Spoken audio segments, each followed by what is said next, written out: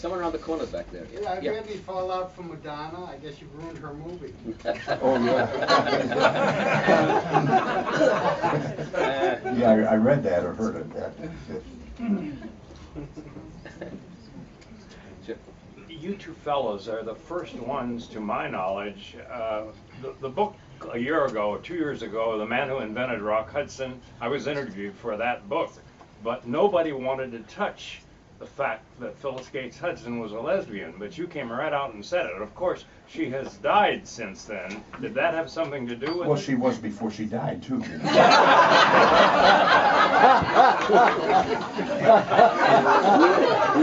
other words, that was arranged by Henry Wilson for them to get married because the movie magazines were very popular then, and it just looked good for people to read.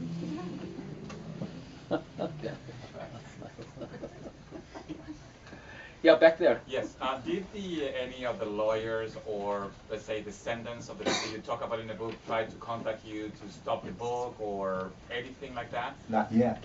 Did you have any crossover with the early adult film business in LA? No. Never got involved in that.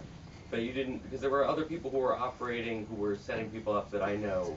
I didn't know if it was a sort of network of people who were.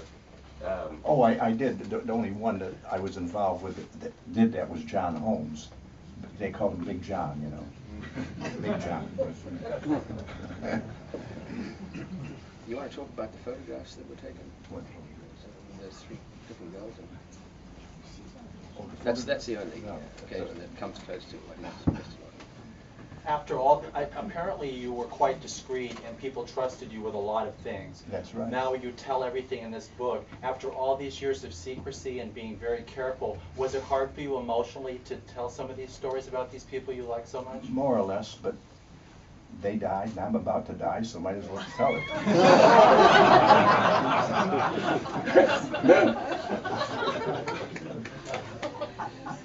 Yeah. I'm glad you told it. I think it's a great book. Thank you. I have 2 questions. One thing that was pretty shocking, the most shocking thing for me in the book, was Katharine Hepburn Spencer Tracy. I mean, I always suspected she would be gay, but it sounded like in the book they didn't even care for each other. They were friends most of the time, or half the time. She was kind of nasty to him. She wasn't the nicest person. She was always nice to me because of what I did. I even mentioned, I don't know whether it was in the book or not, but one time when George Cukor said to her, or she said to him, you know, I've been here since 1934, and I really don't have many friends. And he said, Katharine, you never will, because you're a real bitch. The second part of the question, which I guess we could, if you're talking about Katharine Hepburn, you mentioned in there, you set her up with like 150 women or something. Over a period of 49 years, which is the same as 50 years, and that's not many, because some people saw, you know, 10 people a day. Well, my question then would be, where did you find all these people? That seems like a lot of people. No, that's not a lot of people over that period of time. I mean, the people that you fixed up with all these people, did you have, like, where did you meet the people that you would guess? First of all, I started by knowing them, and second of all, people, say for instance, you cruised and you met someone and you liked them, and you thought, well, you've already had them and you don't want them anymore, but you did like them. You'd call me and turn them over to me to help them out to make a few bucks.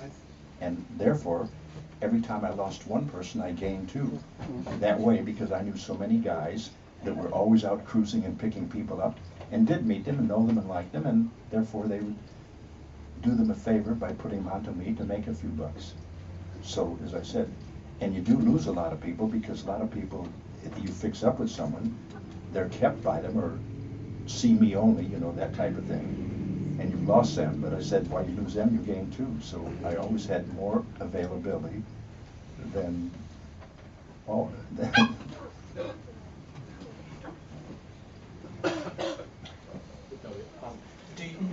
I believe from reading your book that you identify as a heterosexual person, but you did have sex with many men.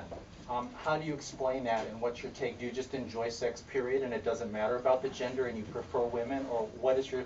And it seems like an awful lot of people are bisexual in your book. Yeah. So what's your take on bisexuality? Well, you know what bisexual means, don't you? Bye Bye to Girls and Hello Boys. But in my case, it was hello to both.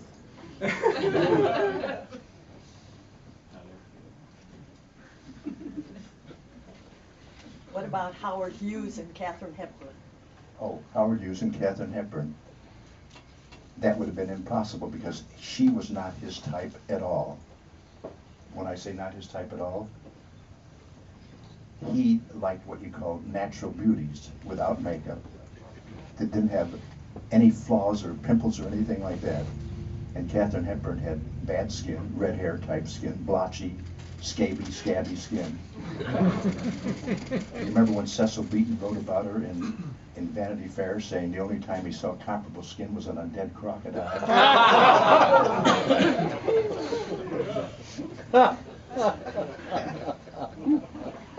I know you must have had a good memory because you knew everybody's types and you didn't write that stuff down. I believe you just kept a black book. Right. In reading the books, sometimes a person would be named, and it's really good for people who are of a different generation. They might not know, some people don't know who Mae West is or whatever. And in the book, whenever a new famous person was mentioned, there'd be a little bio. And I'm wondering if your co-writer might have looked things up on Wikipedia or the internet, or do you have that kind of an encyclopedic mind where you knew everybody's credits in order? Well, I knew what they liked in order. As for Wikipedia, it's something I do not trust, by the way, because anybody can write that stuff and it's not very well fact-checked at all. But yeah, when Scotty couldn't remember those details, I would do a lot of research and know exactly what that person was filming at the time and that kind of thing, just to flesh it out a little bit. But basically the story is his. What? How about what folks did at the time? What they did? In the movies, professionally, not what they did with you. Yeah, no. Professionally. What do you mean what they did professionally? No, which films they worked on, that kind of thing. Where you couldn't remember it, I would help you along there. I knew people for who and what they are and what they did, not where they came from or what kind of work they did, basically. Yeah. I want to say something about the accuracy or the inaccuracies of the book. I don't know if any of you are familiar with this website called, what's it called, LA Daily Telegraph or something like that, or Daily Mirror. I don't know if any of you are familiar with that. Well, I now have a search engine that seeks everything out on the internet about the book, because I'm curious to know what people are saying about it. And it's taken me very often to this website, the LA Daily Mirror, and this guy who writes it basically is trying to find out, look for errors in the book. And today I read what he said, and he said, well, I've caught Scotty Bowers out. He's lying. Why is he lying? Because the address he gives on Hollywood Boulevard, he claims that was a Richfield gas station. And he says, and here is the LA telephone directory of that period. And he lists the name of that particular address. And the name there was William Booth. What is the address of Hollywood Boulevard? 5777. 5777 was William Booth, and he gives the telephone number. Well, William Booth is exactly who Scotty describes in the book. Bill Booth was the guy who leased the gas station. You know, there have been lots of little things like that. The British press, for example, took us to task on the fact that how dare we talk about the Duke and Duchess of Windsor. And one very, flowery writer at one of the, I think it was the Sunday Times in London, said, we know that Scotty's lying because the Duke of Windsor, his name wasn't Edward, his name was David. The royal family called him David. Well, yeah, the royal family did call him David, but no one else called him David because that was the exclusive preserve of the royal family. He said to you, call me Eddie. Right? No, I call him Eddie. Yeah, but he said to you, Edward, and that's how you never heard the word David. No, never. Never heard the word David until you mentioned it. Scotty, you were the inside person about people's private sex lives for over 3 decades, I would guess, at least. Yeah. Did you notice any changes in people's private sexual lives over those decades, or was it pretty stable, the types of unusual acts and the veracity of their sexual appetites? Did it change? It remained about the same, yes. We have a question. People, in other words, people may have purple hair and things like that, but they really don't change. Yes, any connection to the gas station on Hollywood in the infamous Gold Cup restaurant, No, where was the Gold Cup restaurant? Las Palmas, in Hollywood Boulevard? Everything happened there. No, well, don't forget Hollywood Boulevard had probably between La Brea and Vine, there were probably 10 gay bars. Bradley's, Slim Gordon's, the Streets of Paris, the Jade Room, and you mentioned it, people say, never heard of them. And yet House they of were- Ivy? They were very popular places. They're gone. You bet they were. And yet you mentioned that, I never heard of them, and they were all, 4 of them were within the block of Charity there. Slim Gordon's, Bradley's, the Streets of Paris was in the basement, the Jade Room was upstairs. Long gone.